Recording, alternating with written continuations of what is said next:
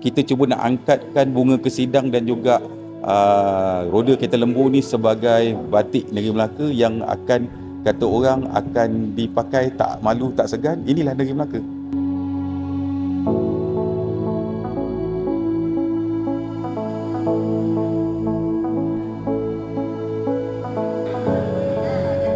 Untuk makluman, batik ini bermula lebih kurang 4 bulan yang lepas di bawah seliaan kraft tangan negeri Melaka dan juga Motek lah. Kita diajar lebih kurang seminggu bersama dengan cikgu-cikgu daripada kraft tangan dan sebagainya untuk menerangkan cara-cara kerja, macam mana nak menghasilkan daripada kain putih sehingga batik yang boleh dipakai jadi selai baju.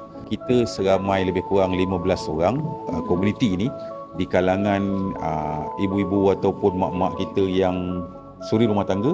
Kita ambil dia orang dan dia orang menjadi full time sebagai salah satu produk ataupun kegiatan ekonomi kat sini. Nama saya Yanti binti Muhammad Saleh.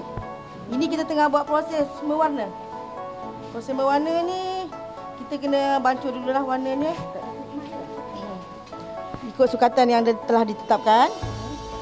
So kita pasang dulu kain ni di pembidang 2.5 meter.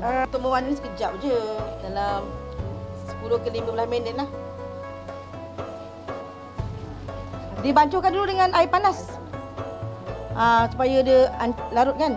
Lepas tu baru kita masukkan air sejuk. Minat rumah pun tinggal. Dari segi ekonomi memang membantu. Lagi satu macam suri rumah yang tak ada banyak kerja tu kan, so dia boleh habiskan masa kat sini. Siap kerja rumah dia boleh datang sini. Kita pun kerja cepat-cepat rumah nak kejarkan batik ni sebab excited nak siapkan batik ni. Terutama bahagian-bahagian nak membancuh warna. Giang nak tengok warna tu kan. Dia memang expert.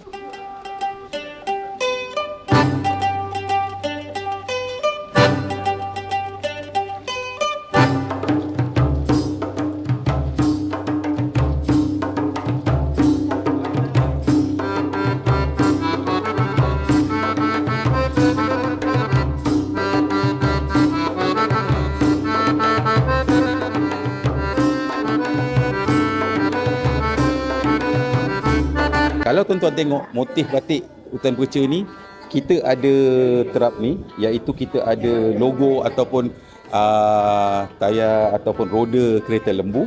Kemudiannya kalau kita tengok betul-betul kita ada bunga kesidang. Itu adalah yang kita patternkan dan insya-Allah kita cuba nak angkatkan bunga kesidang dan juga roda kereta lembu ni sebagai batik negeri Melaka. Orang datang ke Hutan Perca, orang tahu bukan kata ada makan saja, ada ayam percik viral.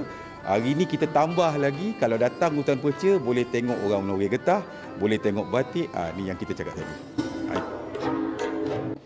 Hasrat mereka JPK sini, dia nak jadikan satu macam perniagaannya di Hutan Perca supaya semua wanita di sini, orang kampung sini boleh ada sebagai satu income baru lah.